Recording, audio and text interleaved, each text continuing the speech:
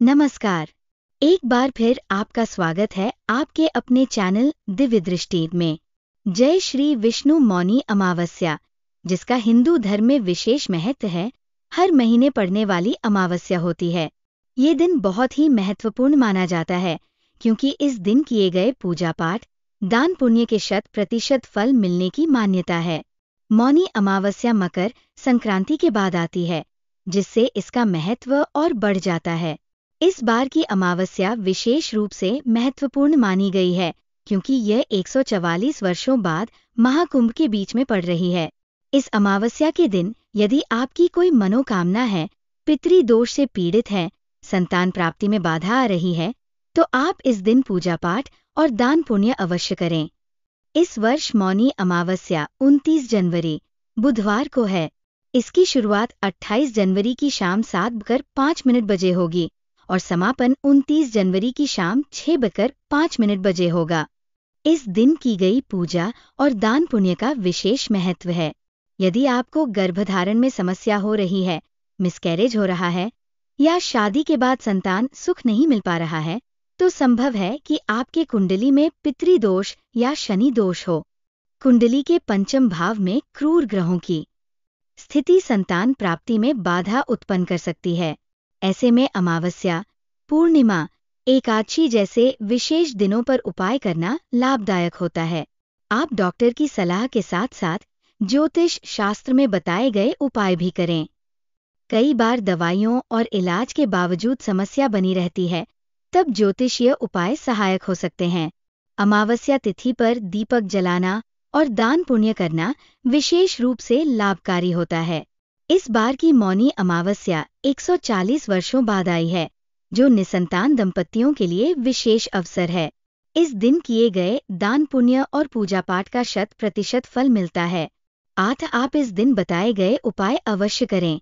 जो हम इस वीडियो में आपको बताएंगे साधारण और सरल उपाय हैं, जिन्हें अगर आप पूरे विधि विधान और श्रद्धा भाव से करते हैं, तो आपकी मनोकामना निश्चित रूप से पूरी होगी और आपको मातृत्व का सुख प्राप्त होगा।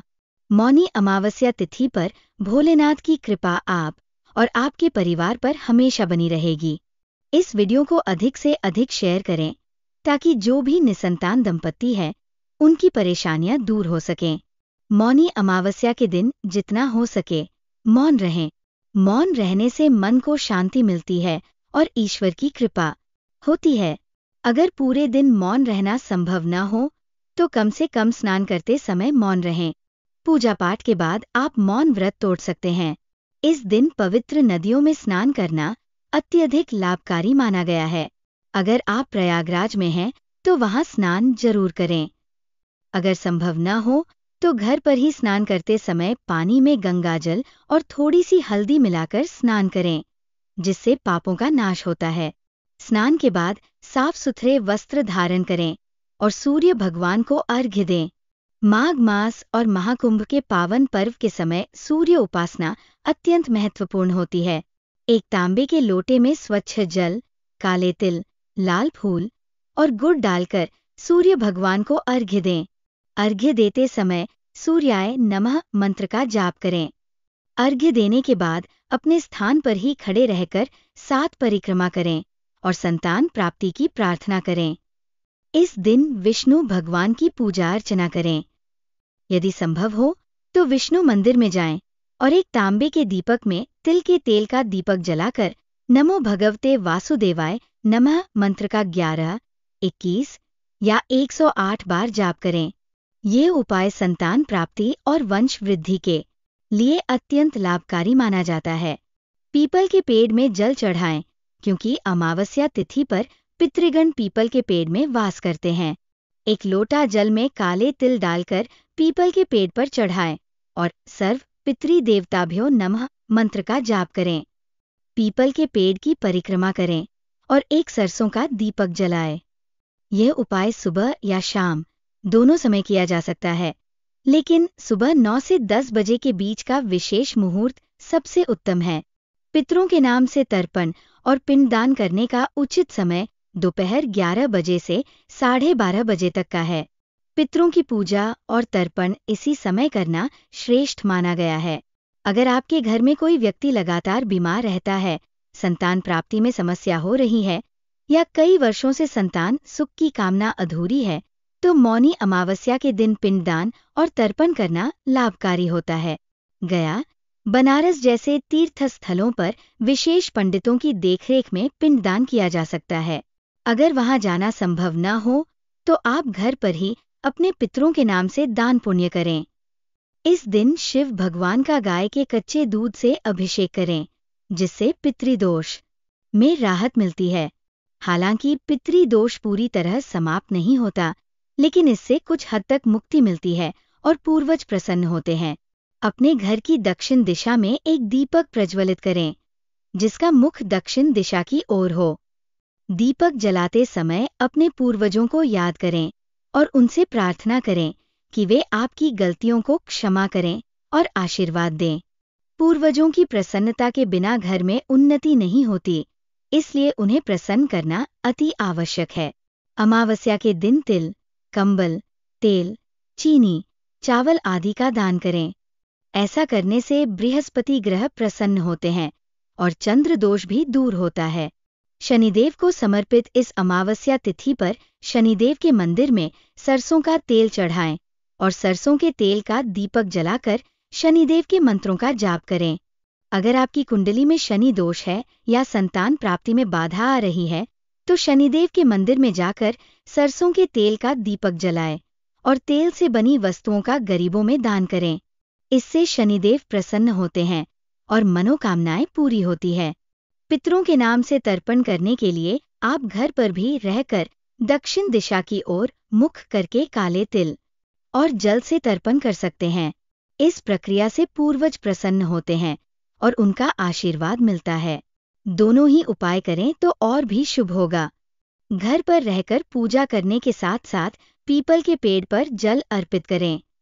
गरीबों को या ब्राह्मणों को भोजन कराना भी पितरों को प्रसन्न करता है और इससे आपकी मनोकामनाएं, विशेषकर संतान प्राप्ति, पूरी होती है।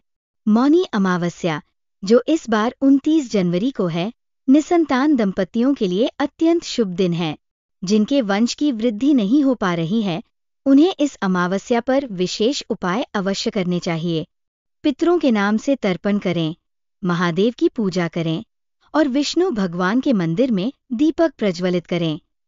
इससे ईश्वर और पितरों का आशीर्वाद प्राप्त होगा और आपकी मनोकामनाएं शीघ्र पूरी होंगी।